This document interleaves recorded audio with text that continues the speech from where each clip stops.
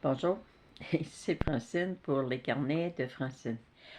Ce matin, j'ai retrouvé un texte que j'avais déjà partagé avec vous, puis j'ai décidé de vous lire ça. Alors, ça s'intitulait comme suit.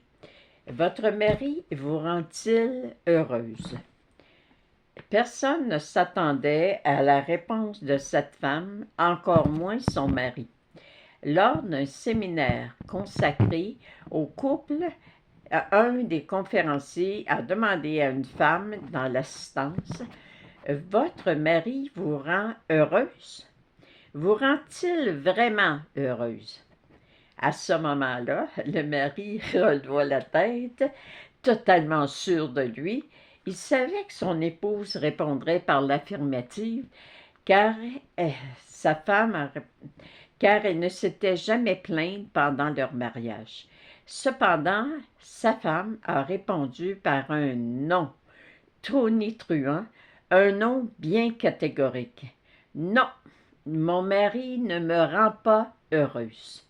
Son mari était complètement déconcerté, mais elle a continué. Mon mari ne m'a jamais rendue heureuse et il ne me rend pas heureuse. Je suis heureuse. Le fait d'être heureuse ou pas ne dépend pas de lui, mais de moi. Mon bonheur ne dépend que d'une seule personne, moi. C'est moi qui décide que je serai heureuse dans chaque situation et à chaque moment de ma vie, car si mon bonheur dépendait de quelqu'un, de quelque chose ou d'une circonstance sur la face de la terre, j'aurais de graves problèmes. Tout ce qui existe dans cette vie change en permanence. L'être humain, la richesse, mon corps, le climat, ma volonté, les plaisirs, les amis, ma santé physique et mentale. Enfin, la liste est interminable. Je dois décider d'être heureuse indépendamment de tout le reste. Que ma maison soit vide ou pleine, je suis heureuse. Que je sorte accompagnée ou seule, je suis heureuse. Que je gagne un bon salaire ou non, je suis heureuse. Je suis aujourd'hui mariée, mais j'étais déjà heureuse célibataire. Je suis heureuse par moi-même. J'appelle des expériences les autres choses, personnes, moments, situations. Elles peuvent ou non m'apporter des moments de joie ou de tristesse. Quand une personne que j'aime meurt, je suis une personne heureuse qui vit un moment inévitable de tristesse. J'apprends grâce aux expériences passagères et je vis celles qui sont éternelles, comme aimer, pardonner, comprendre, aider, accepter, consoler. Certaines personnes affirment: aujourd'hui, je ne peux pas être heureux ou heureuse parce que je suis malade. Je n'ai pas d'argent. Il fait très chaud. Il fait trop froid. Quelqu'un m'a insulté. Une personne ne m'aime plus. Je n'ai pas su me mettre en valeur. Mon mari n'est pas tel que je l'espérais. Mon travail est inintéressant, et ainsi de suite. J'aime la vie que je mène, mais pas parce que ma vie est plus facile que celle des autres. C'est parce que j'ai décidé d'être heureuse et je suis responsable de mon bonheur. Quand j'enlève cette obligation à mon mari et à toute autre personne, je les libère du poids de me porter sur leurs épaules. Leur vie est beaucoup plus légère.